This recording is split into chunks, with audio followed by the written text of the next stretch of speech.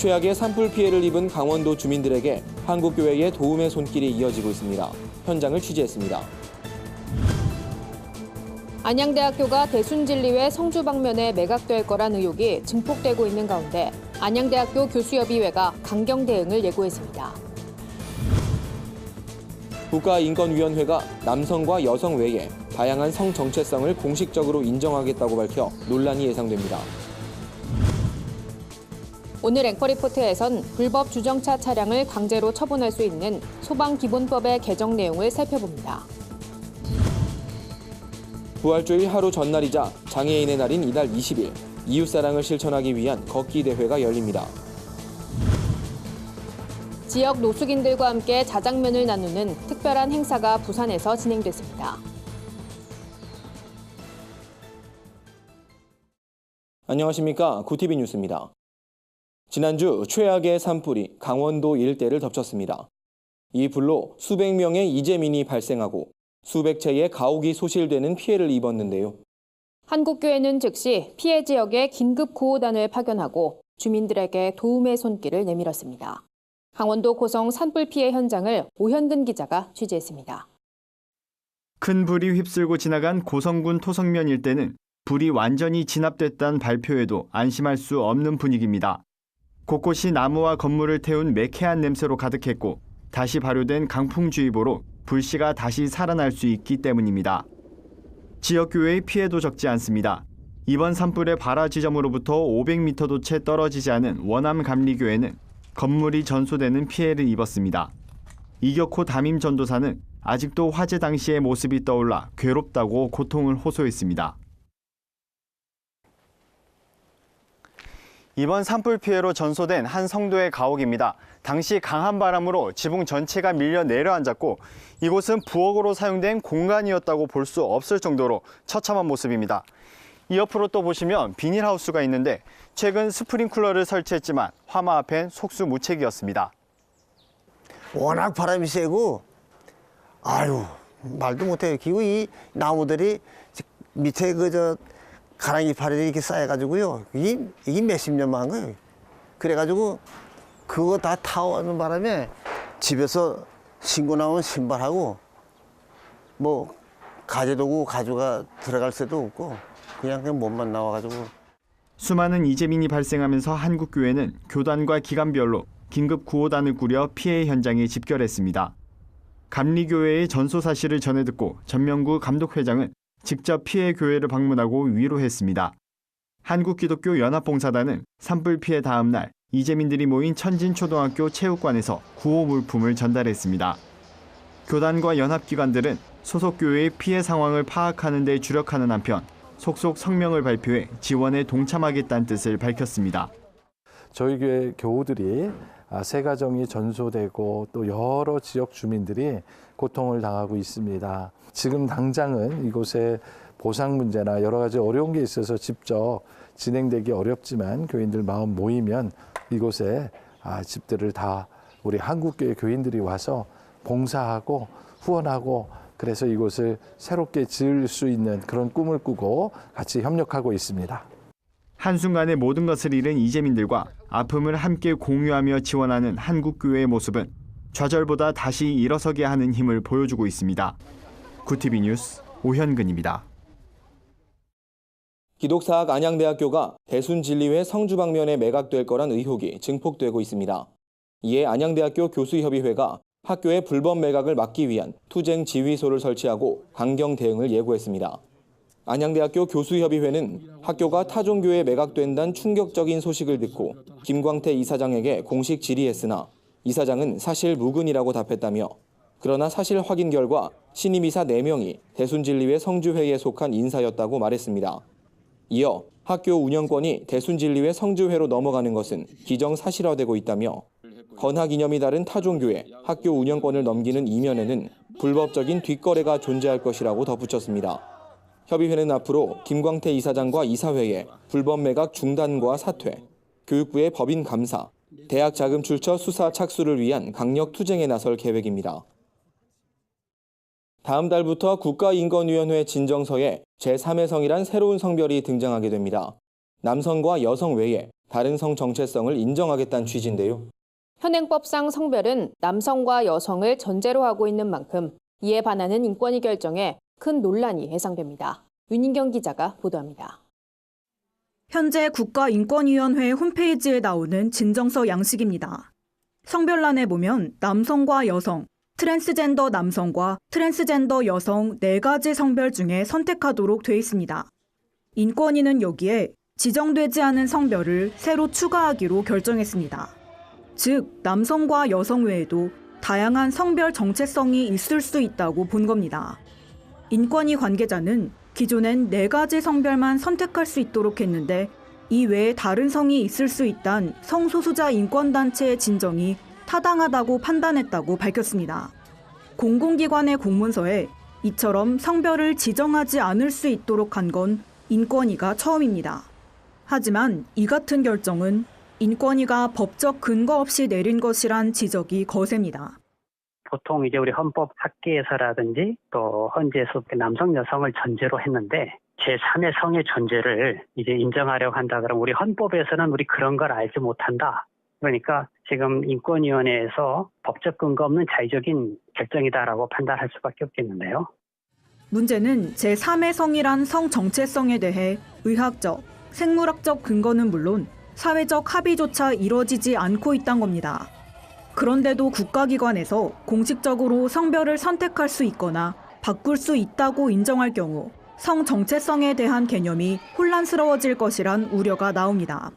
공인된 기관에서, 국가기관에서 그것을 트랜스젠더를 인정한다. 그러면 그게 정상이구나 하고 인정하게 되는 거예요. 그러면 청소년들은 굉장히 그게 혼란스럽게 될 수가 있는 거죠. 인권위 관계자에 따르면 한 달 뒤엔 남성, 여성에 속하지 않더라도 본인이 원하는 성별을 기재할 수 있는 새로운 진정서 양식이 등장하게 됩니다. 대다수 국민들에겐 개념조차도 생소한 제3의 성을 국가기관이 공인하는 이 같은 결정에 대해 각계의 비판이 잇따르고 있습니다.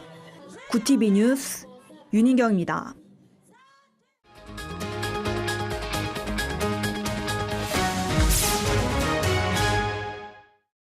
앵커 리포트입니다.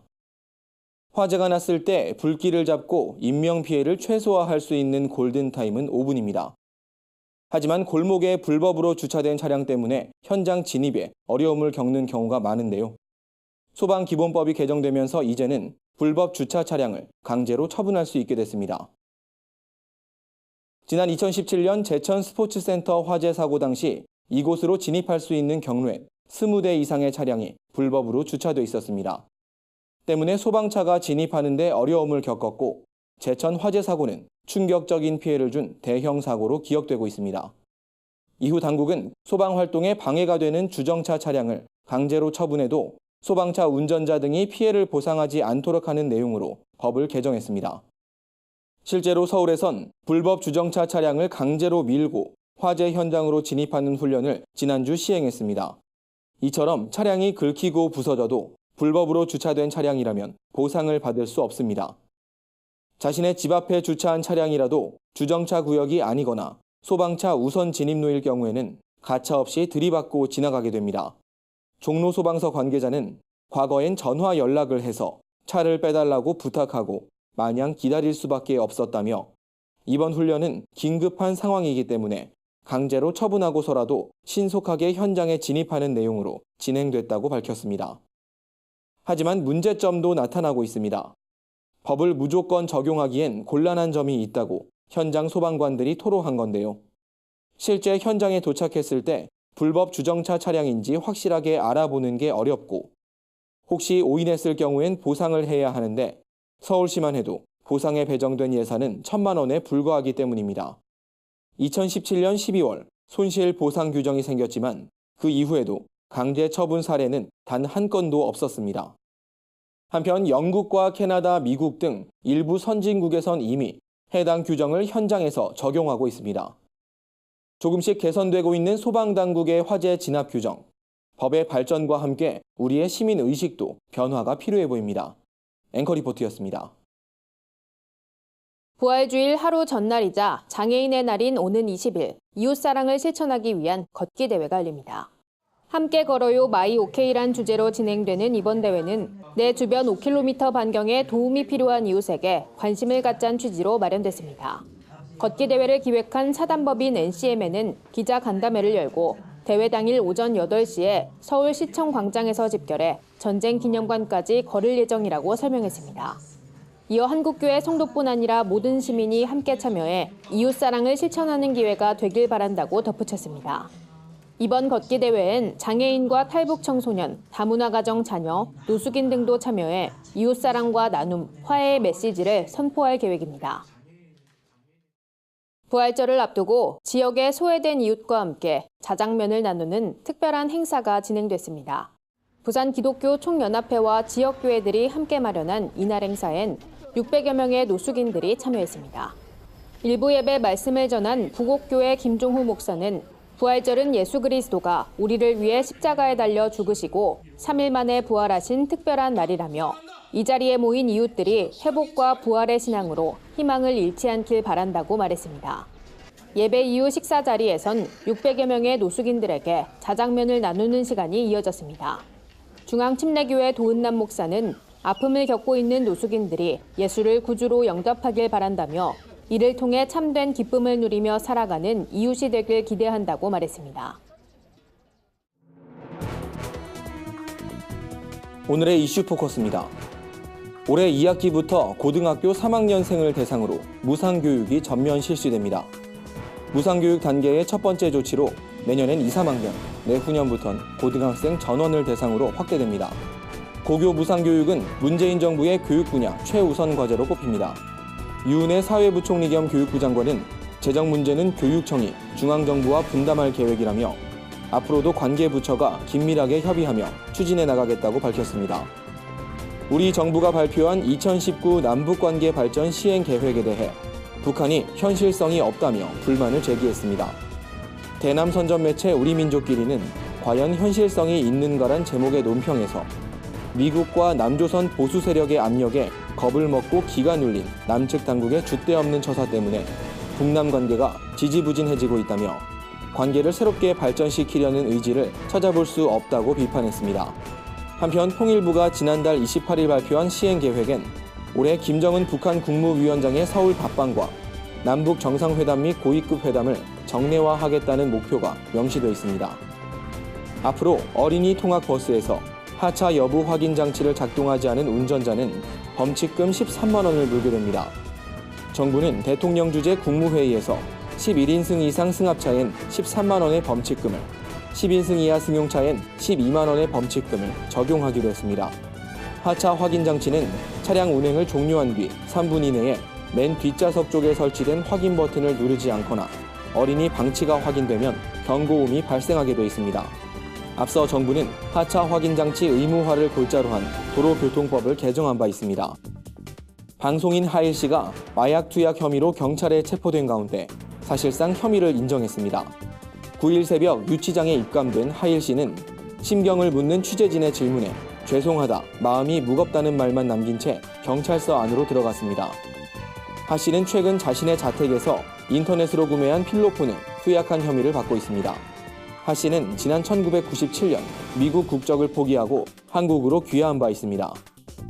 서울시가 한국 최초의 여성 이발사 이덕훈 씨가 운영하는 61년 전통의 새 이용원을 비롯해 보존 가치가 큰 소규모 점포 50곳을 추억 담긴 가게로 선정해 지원합니다.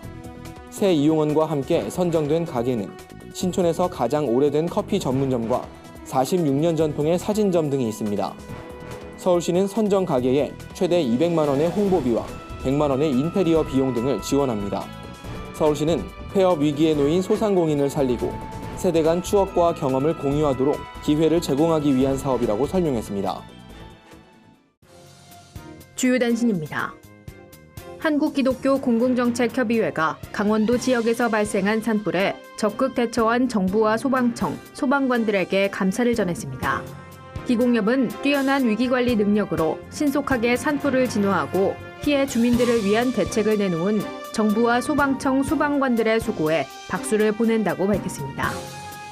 한국교회연합이 월남 파병 55주년을 맞아 파병 장병들에 대한 희생을 기리는 다양한 기념행사를 진행합니다.